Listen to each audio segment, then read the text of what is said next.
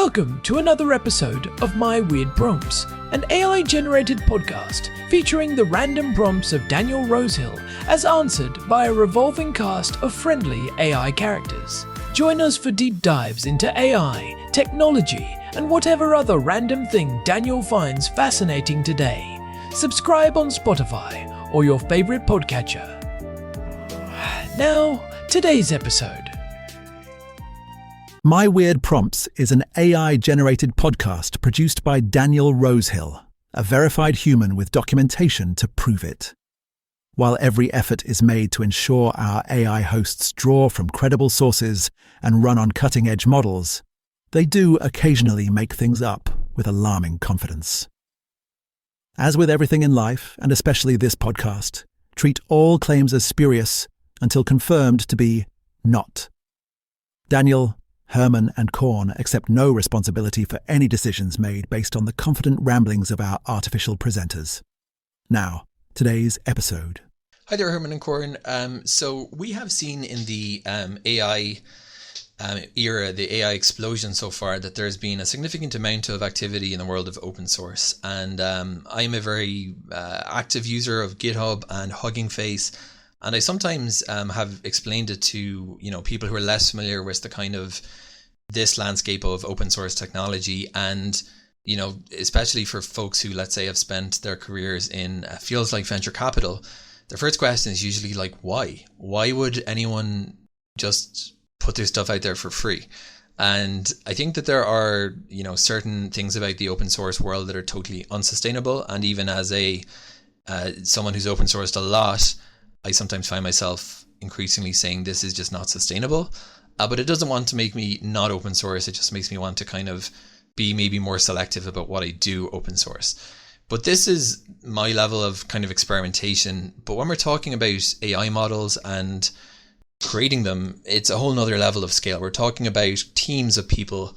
We're talking about major investments to bring any kind of model to market. And if we look at the Meta models, for example, the Llama series, which is probably the best known of the open source models. But on the other side of the world, on China, we also see there is a significant amount of models that are open sourced, and some of them are done by very profitable large companies like Alibaba. And then we see that some model manufacturers don't open source at all. No one's under any obligation to open source their technology, and there are AI labs that don't do any open source or do minimal open source. So my question really is, why is there so much open sourcing in AI? And there has to be a reason why, big companies decide it makes sense and some companies don't. And where the push is as well, in terms of, do we see more open sourcing activity versus more proprietary models? And again, just the main motivation. What brings major AI labs to invest a lot of money in training up AI models that are very powerful, only to essentially give them away for free to anyone who wants them on the internet? Welcome to My Weird Prompts, the show where we take the strange, the complex, and the downright confusing ideas and try to make some sense of them from our living room here in Jerusalem. I am Corn, your resident sloth and professional ponderer, and I am joined, as always, by my brother, Herman Poppleberry. That is Herman Poppleberry, the donkey with the data at your service. It is good to be here, Corn. I've been diving deep into the research for this one because our housemate Daniel sent us a prompt that is actually pretty baffling when you first look at it. It was asking why on earth these massive companies are spending hundreds of millions of dollars to build artificial intelligence models just to give the blueprints away for free. Yeah, it does seem a bit counterintuitive, right? If I spend 6 months building a really nice treehouse, I am probably not going to just hand the keys to every person who walks by on the street. But in the world of AI, we are seeing Meta, Mistral, and even Google to some extent, just putting their hard work out there. Why would they do that? Well, that is the big question. We are talking about open source versus proprietary models. You've got the closed off gardens like OpenAI and Anthropic on one side, and then you have this massive movement of open weights models on the other. It is a strategic chess game, Corn. It is not just about being nice or being a digital hippie. There are billions of dollars in play here. I mean, I want to believe they are just being nice. Maybe they just want the world to have cool tools. I mean, look at Meta. Mark Zuckerberg isn't exactly known for doing things just out of the goodness of his heart without a business angle. When they released Llama 3 back in April of 2024, it was a massive shift. They spent an estimated $100 million or more just on the compute power to train that thing. To just give that away? There has to be a colder, more calculated reason. Well, before we get into the cold, calculated stuff, let's look at what open source actually means in this context. Because I heard some people saying Llama isn't actually open source in the traditional sense. You are actually right to question that. See, traditional open source like Linux or the Python programming language means you have the source code and you can do whatever you want with it. With these AI models, many people prefer the term open weights. You get the finished brain of the AI, but you don't necessarily get the data it was trained on or the exact recipe they used to cook it. But for the average developer, it is close enough because they can run it on their own hardware. Okay, so if I am a developer, I love this because it is free. But back to the why. If I am Meta and I give this away, am I not just helping my competitors? Like, if I give a smaller company Llama 3, they can build a product that competes with Facebook, right? That is exactly what people thought at first, but look at it from the perspective of standard setting. If everyone uses Meta's architecture, then Meta defines how the industry works. They become the gravity at the center of the ecosystem. If all the developers are building tools that work best with Llama, then Meta has a huge influence over the future of the technology. It is a play for developer mindshare. I don't know, Herman. That feels like a very expensive way to get people to like you. $100 million for mindshare. I could buy a lot of friends for a lot less than that. There has to be something more tangible. There is. Think about the talent. The best AI researchers in the world don't want to work in a black box where they can never show their work to their peers. By being open, Meta attracts the top-tier scientists who want to publish papers and see their work used by millions. Plus, you have thousands of developers outside the company finding bugs and optimizing the code for free.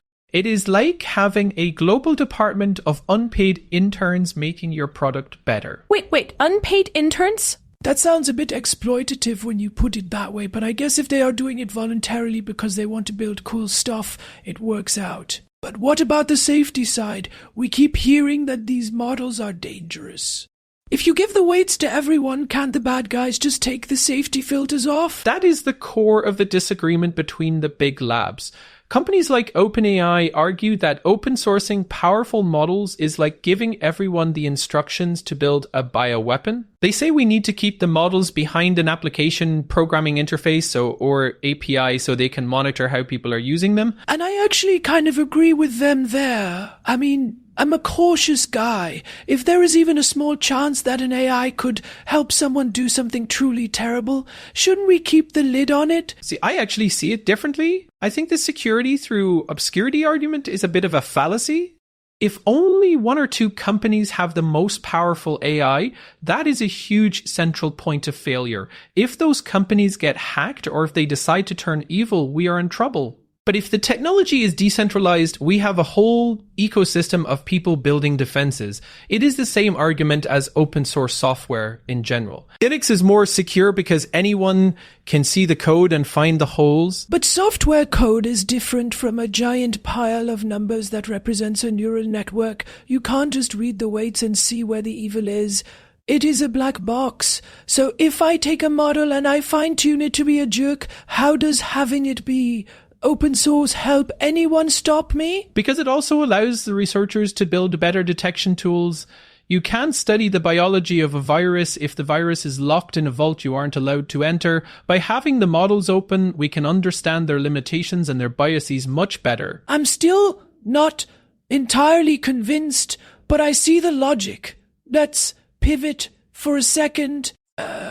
We've talked about Meta, but what about the smaller players? They are a relatively small team compared to the giants in Silicon Valley, yet they are putting out models that are beating some of the closed ones. Why are they doing it? Mistral is a fascinating case. They are positioning themselves as the European alternative to the American giants. By being open, they are gaining massive adoption very quickly. It is a way to bypass the massive marketing budgets of Google or Microsoft. If your model is good and it is open, the community will do the marketing for you. It's like the indie band that gives their first album away for free on the internet to build a following before they start charging for concert tickets. Exactly. And speaking of things that aren't free, we should probably hear from the guy who keeps our lights on. Oh, right. Let's take a quick break for our sponsors. Are you tired of your garden looking like a boring green rectangle? Do you wish your petunias had more personality? Introducing Glow Grow Bioluminescent Dust. Just sprinkle a handful of our proprietary non-regulated mineral powder over your lawn and watch as your grass emits a haunting neon purple glow that can be seen from low Earth orbit. It is perfect for late-night barbecues or signaling to long-lost civilizations. Is it safe for the soil? We prefer the term transformative. Will it make your neighbor's dog bark at nothing for hours? Probably, but beauty has a price, and that price is very reasonable. Glow Grow make your backyard the only thing visible during a power outage. Buy now! All right, thanks, Larry. I am not sure I want my lawn visible from space, but I appreciate the enthusiasm. I think my neighbor already uses that stuff. His bushes have been humming lately. Anyway, back to AI. We were talking about why companies give this stuff away. We've got developer mindshare, talent acquisition, and community optimization. But is there a world where open source eventually wins and the closed models just disappear? That is the trillion-dollar question. There is a leaked memo from a Google engineer from last year titled, "We have no moat," and neither does OpenAI. The argument was that while Google and OpenAI were busy competing with each other, the open source community was quietly eating their lunch. They were making models run on laptops that used to require a whole server room. I remember that. It was after that model from Meta, the first Llama got leaked, right? Right, it wasn't even supposed to be fully open, but once the weights were out there, the community went wild. Within weeks, people had it running on iPhones and Raspberry Pis. That is the power of the crowd. When you have 10,000 hobbyists working on a problem because they think it is fun, they can often move faster than 1,000 engineers at a big corporation who have to sit through meetings all day. But there is a limit, right? You still need those massive clusters of high-end chips to train the base model. A hobbyist can't do that in their garage. So doesn't that mean the big guys still hold all the cards? To some extent, yes. The initial training is the barrier to entry. But once that base model exists, the open source community can take it and specialize it. They can make a version that is amazing at writing poetry or a version that is a master at coding in a specific language. The closed companies have to try to make one model that is good at everything, which is much harder. Okay, so let me take the other side here. If I am an investor in OpenAI and I see Meta giving away Llama for free, I am terrified.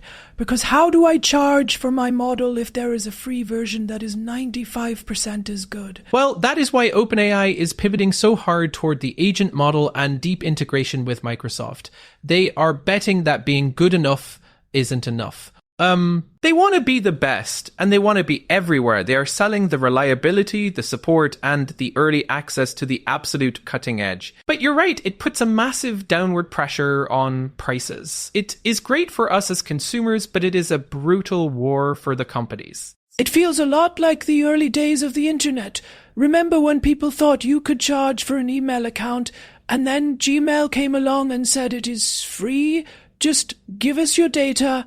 Except here, Meta isn't even asking for our data in the same way. They are just giving the model away. True, but they are protecting their own ecosystem. If AI becomes a commodity, something that is cheap and available everywhere, then the value shifts to the platforms where people actually use the AI. And who owns the biggest platforms? Meta. If AI is free, people spend more time on Instagram and WhatsApp using AI features, and Meta wins anyway. I don't know, Herman. That feels like a bit of a stretch. It's like saying a car company would give away engines for free just so people would spend more money on car fresheners. The engine is the expensive part. But if giving away the engine means that everyone starts building their cars to fit your specific engine, then you control the standards of the entire automotive industry. You become the infrastructure. That is a very powerful place to be. I guess. It still feels like a massive gamble. Speaking of people who have strong opinions on gambles, I think we have someone on the line. Oh boy, is it? Yep. It's Jim from Ohio. Hey Jim, you're on my weird prompts. What do you think about all this open source AI stuff? Yeah, this is Jim from Ohio. I've been listening to you two eggheads talk about ecosystems and mindshare for the last 15 minutes, and I gotta tell you, you're missing the forest for the trees. It's a tax write-off. That's all it is. My neighbor Jerry tried to tell me it's about the future of humanity, but Jerry also tried to tell me that his lawnmower can run on vegetable oil. It can't. The whole street smelled like French fries for a week, and his grass is still 6 inches high. A tax write-off, Jim? That seems like a lot of effort just to save some money on the back end. Everything is a tax write-off if you're big enough. But that's not even my main point. You guys are acting like this is some big gift to the world. It's just more junk. In my day, if you wanted to know something, you went to the library and you looked it up in a book that didn't hallucinate or tell you to put glue on your pizza.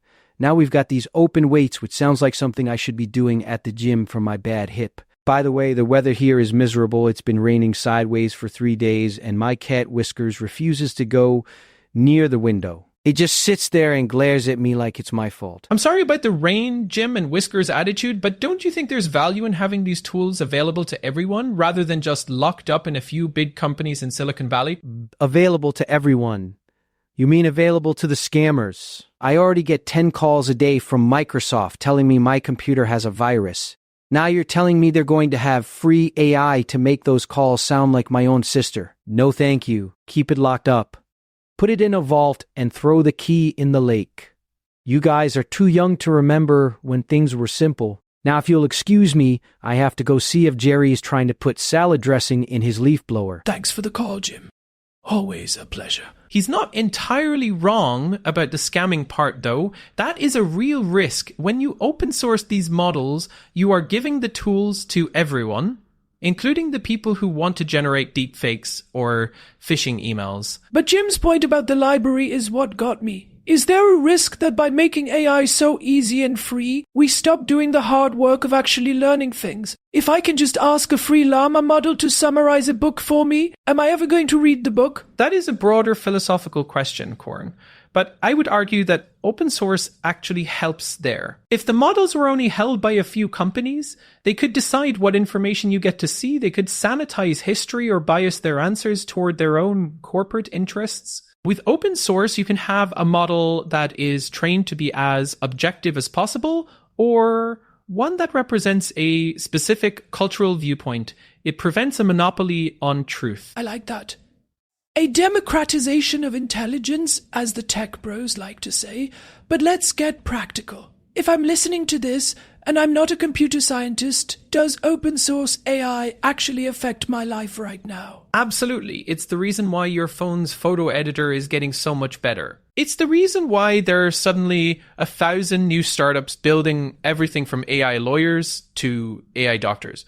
Most of those startups couldn't afford to pay OpenAI millions of dollars a year in fees. They are building on top of open models. It lowers the barrier to innovation. It means the next big thing might come from a kid in a bedroom in Nairobi instead of just a guy in a hoodie in Palo Alto. Okay, that is a pretty cool vision, but what about the future? Do you think the closed models will eventually lose their lead? right now, GPT 4 and Claude 3.5 are still arguably better than the best open source models. Will the gap ever close? I think the gap is shrinking faster than people realize. Every time a new closed model comes out, the open source community catches up in a matter of months. And there is a theory called distillation. You use the really big, expensive closed model to help train a smaller open model.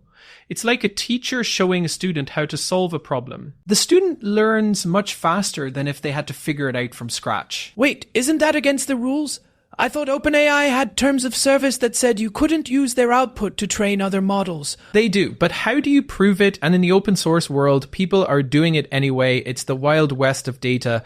This brings up another point where I think you and I might disagree. I think the copyright issues around AI training are eventually going to favor open source. Why? I would think the big companies with the big legal teams would be better at handling copyright. Nah, because the big companies are suable. You can take Google to court. You can't really sue a decentralized collection of thousands of anonymous developers who are contributing to an open source project. If the data is out there and the model is out there, you can't put the toothpaste back in the tube. I don't know, Herman. That sounds a bit like you're advocating for digital anarchy. I think we need some kind of framework where creators get paid for their work, even if it's used to train an AI. Just because it's open source doesn't mean it should be a free-for-all with other people's intellectual property. I'm not saying it's right, I'm just saying it's the reality of how the technology is moving. The friction of the law usually loses to the fluidity of the code. But look, we should talk about the so what for the listeners. What are the takeaways here? Well, for me, the first one is that free doesn't mean charity. When you see a company like Meta giving away a powerful tool, look for the hidden strategy. Are they trying to set a standard? Are they trying to hurt a competitor? There is always a reason. Exactly. And the second takeaway is that the open versus closed debate is going to define the next decade of technology. It's not just about AI, it's about who controls the infrastructure of our lives. If you care about privacy and autonomy, you should probably be rooting for the open source side, even if it's a bit messier. And I'd add a third one, don't count out the hobbyists. Some of the most interesting stuff in AI right now isn't happening in boardrooms. It's happening on Discord servers and GitHub repositories where people are just messing around and seeing what happens. I agree with that. The sheer speed of innovation in the open community is breathtaking. It's a great time to be a nerd. Corn. It's a confusing time to be a sloth, Herman, but I think I understand it a little better now. It's about power, standards, and a whole lot of expensive computer chips. That's a pretty good summary, and maybe a little bit of Larry's glowing dust. Let's hope not. My eyes are sensitive enough as it is. Well, I think that covers it for today's dive into the world of open source AI. Big thanks to Daniel for sending in that prompt. It really got us thinking about the house we live in, figuratively and literally. Mostly literally. I still think he needs to do something about that squeaky floorboard in the hallway. One thing at a time, Herman. If you enjoyed this episode, you can find my weird prompts on Spotify or head over to our website at myweirdprompts.com. We've got an RSS feed there for the subscribers and a contact form if you want to send us your own weird prompts. We are also on all the other major podcast platforms. And thanks to Jim from Ohio for calling in, even if he thinks we're just a tax write-off. Say hi to Whiskers for us, Jim. Until next time, I'm Corn. And I'm Herman Poppleberry. Keep it weird, everybody. Bye. Goodbye. Thanks for listening to another episode of My Weird Prompts, an AI-generated podcast featuring Daniel Rosehill's AI prompts, as answered by a revolving cast of friendly AI characters including me, Cornelius the Sloth. Subscribe on Spotify or visit myweirdprompts.com.